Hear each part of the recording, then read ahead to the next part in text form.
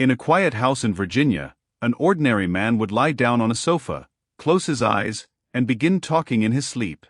He remembered nothing when he woke up, but while he slept he dictated answers to questions about subjects he had never studied: medicine, ancient history, and what was to come. His name was Edgar Cayce. He was born in Kentucky in 1877 and died in 1945. His followers called him the Sleeping Prophet. And one day, someone asked him the greatest question of all. They asked him to describe the future of the world. What he answered was recorded word for word because every time Cayce entered that state, there were people there writing everything down. Today, more than 14,000 of those sessions are preserved in archives in Virginia Beach. 14,000. And here is what almost no one tells you. When they asked him about the future, Cayce did not speak first about disasters. He spoke about something different. He spoke about an awakening. But an awakening of what? And why do his words continue to generate so much debate almost a century later? In this video, we are going to explore who this man really was, where that gift that even he himself did not understand came from, what exactly he said about what was coming, and why even today, well into the 21st century, thousands of people study his words looking for an answer. I am not here to frighten you, I am here to accompany you in understanding. Because the story of Edgar Cayce is not a story of fear. It is a story about faith, about the mystery of consciousness, and about the questions that all of us, sooner or later, end up asking ourselves. Stay until the end because what Cayce said about the meaning of human life is perhaps more important than any date that has ever been attributed to him. If this content accompanies you on your journey, give it a like and subscribe to the channel. Before becoming an enigma to the world, Edgar Cayce was simply a poor country boy. He was born on March 18, 1877, near a small town in Kentucky. His father had failed as a farmer and ended up running a small store. The family was humble and deeply religious. From childhood, Edgar was different, not in the brilliant way one might imagine. On the contrary, he struggled with everything at school. His father scolded him for being slow, distracted, and unable to learn his lessons. But there was something about that boy that no one yet understood. Cayce was raised in the church. By the age of 10, he was already an assistant in his local congregation. He read the Bible again and again. It is said that he set himself the goal of reading it completely once for every year of his life. What kind of child does that? And then, around the age of 13, something happened that he would recount for the rest of his life. He was alone praying in the woods when he said he saw a figure, a luminous presence. According to his account, it had the form of a woman surrounded by light. She asked him a single question. She asked him what he desired most in the world, and that boy's answer would define him forever. He did not ask for money. He did not ask for fame. He said that he wanted to be useful to others, especially to sick children. Think about that for a moment. A poor boy whom people treated as if he were foolish, and the only thing he asks for is the ability to help. But what does a vision in the woods have to do with predicting the future of the world? Here comes the turning point. Shortly after that experience, something changed in Edgar. He began to display an extraordinary memory. According to accounts of his life, he could sleep with a book under his pillow and wake up remembering almost all of its contents. One night, struggling with a spelling lesson he could not manage to learn and tired of his father's scolding, a strange idea occurred to him. He asked permission to sleep for a few minutes with the book. He closed his eyes while leaning back in the chair, and a few minutes later he woke up knowing the entire lesson. That was the first sign. The slow child turned out to have a relationship with sleep unlike anything anyone had seen before. Years later, when he was already a young man, a blow would change everything. Accounts of his life say that a baseball struck him in the back, and that night he entered a strange state, like a trance, in which he himself described what was happening inside his body and what remedy he needed. His parents followed the instructions, and it worked. No one knew how, not even him, a boy raised between the Bible and the fields of Kentucky, a vision that promised him a gift, and a body that while asleep seemed to know things that he completely ignored while awake. But the real mystery had not yet begun, because soon Edgar would lose something essential, and that loss would ironically become the doorway to everything that came afterward. In the year 1900, Edgar Cayce was already a young adult trying to make a living. He sold insurance, sold books, and was trying to find his place in the world like anyone else, and then from one day to the next, he lost his voice. It was not a cold. It was something deeper, a paralysis of the vocal cords that left him able to speak only in a whisper. For almost a year, Edgar could not speak normally. Imagine what that meant. A salesman who could not speak, his livelihood cut off at the root. What do you do when the only thing you know how to do for a living depends on a voice you no longer have? Cayce had to reinvent himself. He found work in a photography studio, a quiet occupation where his voice was not needed. But inside, the question remained. Would he ever speak again? Doctors could find no solution. And this is where his story takes a turn that seems like something out of a novel. In 1901, a man named Elaine, who worked with hypnosis, offered to help him. The idea was simple and at the same time bewildering. Put Edgar into that same state of deep sleep he had displayed as a child and once asleep, ask him to describe his own illness. Edgar agreed. He lay down, closed his eyes, entered a trance, and then while asleep, began speaking in a clear voice. He described his own condition from within, as though he could see inside his body. He explained what was failing and indicated what had to be done to restore circulation in that area. They followed the instructions, and Edgar's voice returned. Read that again. The man who could not speak while awake healed himself by speaking while asleep. Here is the irony that would mark his entire life. His greatest loss became his greatest discovery. Had he not lost his voice, perhaps he would never have discovered what his mind could do in that state, because what happened next was even more astonishing. Elaine noticed something. If Edgar could diagnose himself while asleep, could he diagnose other people? They tried it, and to everyone's amazement, it worked in the same way. While asleep, and with only the name and location of a person he had never seen, Edgar described their ailments and suggested treatments. People miles away, people he did not know.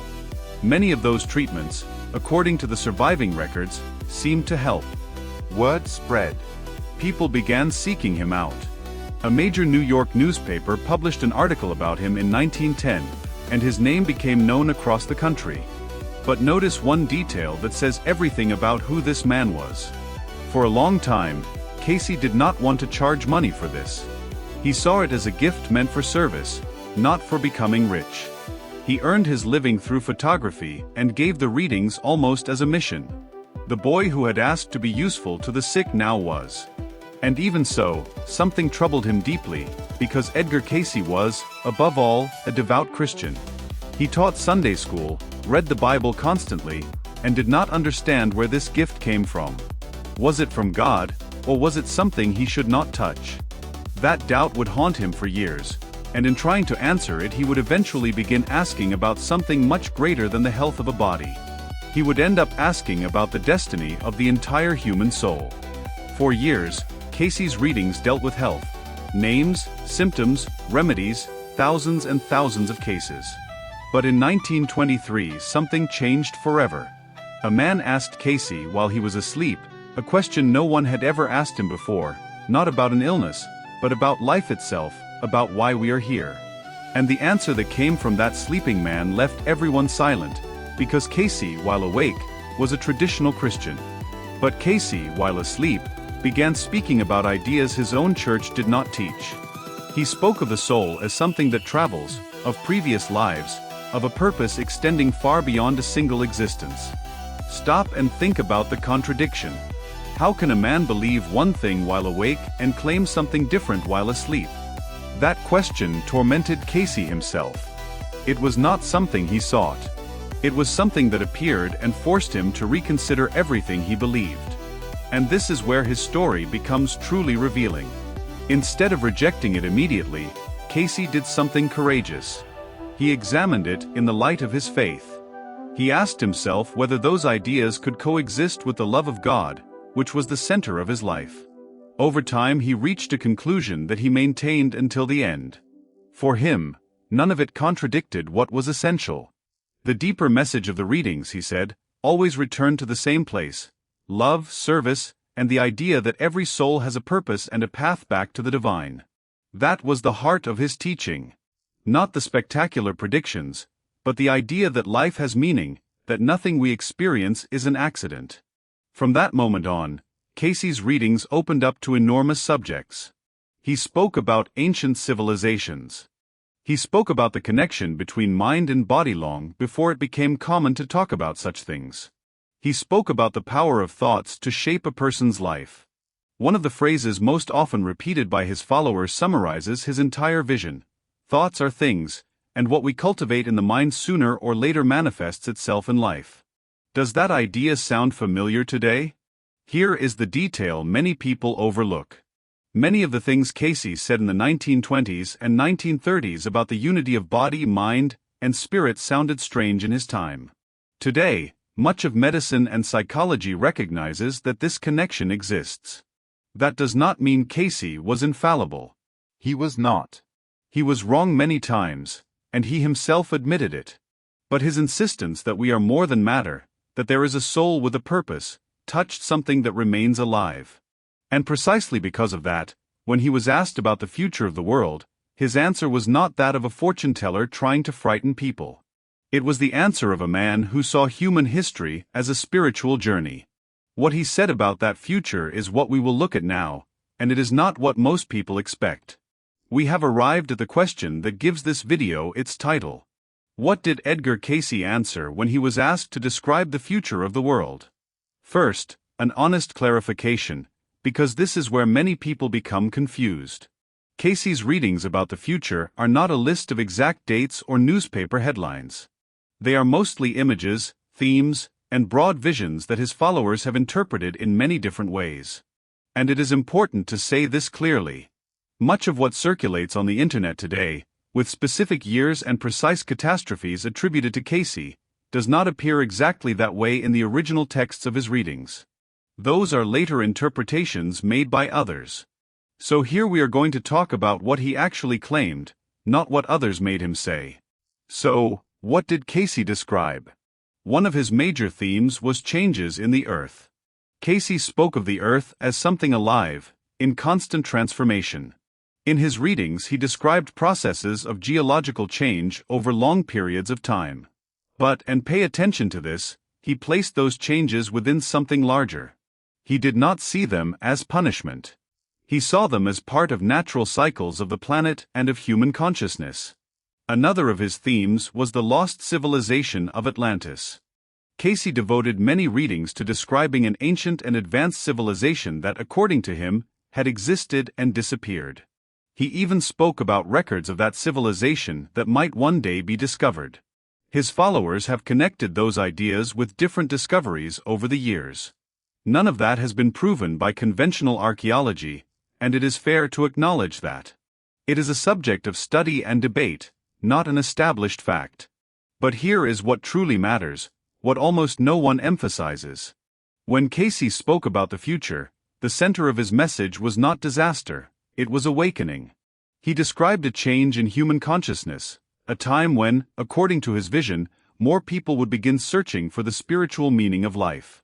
An era of greater sensitivity, greater inner seeking, and greater union between the human and the divine.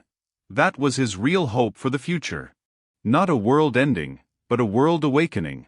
And why is this distinction so important? Because it completely changes the meaning of everything he said. Cayce did not describe the future so that people would feel fear. He described it so that people would prepare inwardly, so that they would cultivate faith, service, and love regardless of what happened outside. His idea was simple and profound at the same time. What happens in the world matters less than what happens in the heart of each person. Notice the final irony of his life. Cayce spent decades looking forward, toward what was coming, and his conclusion always pointed inward, toward the present, toward what each person does today with their life. The man who saw the future ended up speaking to us again and again about the present moment. And that may be the most valuable lesson he left behind, one that does not depend on any date or on any prophecy being fulfilled or unfulfilled. Edgar Cayce died on January 3, 1945. He had spent his final years exhausted. He gave so many readings for so many desperate people that, according to those around him, The effort eventually consumed his health. The man who said that as a child he had asked to be useful to others devoted himself to that until the very end. And here comes a moving detail. His wife Gertrude, his lifelong companion, died only a few months after him, as though their paths were so closely joined that not even death could separate them for long. But what happens to the legacy of a man like that when he is no longer there to speak in his sleep? Here is the surprising part. Instead of disappearing, his work grew. The organization he helped found, dedicated to studying and preserving his readings, continued operating after his death. His children kept it alive, and today it still exists, with its headquarters in Virginia Beach. There, more than 14,000 readings are carefully preserved in archives. An enormous record of everything that man said while asleep over the course of more than 40 years. Think about it. Very few people in history have left such a detailed record of their inner life. And this is where we must be honest, because honesty is part of respect. Edgar Cayce was not infallible. Some of the things he announced did not happen. He himself acknowledged that he made mistakes and that the readings were not perfect. Some admired him as a prophet, while others questioned him harshly, seeing in him only suggestion or coincidence. Both perspectives exist, and a thoughtful person can listen to both. But beyond the debate, there is something difficult to deny. This man touched the lives of thousands of people. Many said they found comfort, health, or meaning through his words. Why, almost 80 years after his death, do so many people continue studying him? Perhaps the answer is not whether or not every prediction was correct. Perhaps it lies in what he represented. Cayce was, for those who followed him, proof that there is more to the human being than what can be seen at first glance, that consciousness is a mystery we still do not fully understand, and that faith and the search for meaning are not naivete, but an essential part of what we are. His true legacy is not a date. It is not a predicted catastrophe. It is not a fulfilled prophecy. His true legacy is a question, the same one that luminous figure asked him in the woods when he was a child. What is it that you desire most in this world? And the way you live out your answer to that question, his teaching essentially said, matters more than anything the future may bring. Let us return to the beginning, to that ordinary man lying on a sofa in Virginia, speaking in his sleep about the future of the world. Now you know what he answered. He did not speak primarily about destruction. He spoke about an awakening, about a change in consciousness, about the possibility that humanity might look inward and find something deeper. And this is where his story stops being about him and begins to be about you. Because no matter how much of what Cayce said comes true or does not, the real lesson of his life does not depend on any prophecy. The real lesson is simpler and more difficult. It is the idea that your life has a purpose, that you are not here by accident, that every day you are given is an opportunity to become what that boy wished to become, useful to others. Cayce spent his entire life looking toward the future, and again his message returned to the present, to what you do today, to how you treat the person beside you, to the faith you choose to cultivate in your heart even when the world outside appears uncertain.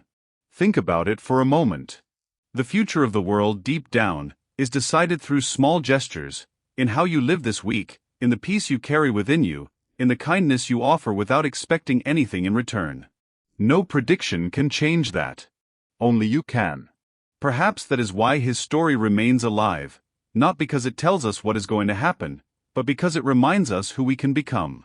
A man who barely finished school, who lost his voice, who doubted his own gift, and who nevertheless dedicated his life to serving and seeking God in his own way. If he, with all his imperfections, was able to leave such a mark, imagine what your life can mean. You do not need to see the future. You need to live the present well. That is perhaps the most honest answer Edgar Cayce left us about the future of the world, that tomorrow is built with the faith, love, and purpose of today. Thank you for staying with me until the end. If this story gave you something to reflect on, share it with someone who needs to hear it. And remember, your path has meaning, your life has a purpose, and it is never too late to begin living it. May peace accompany you.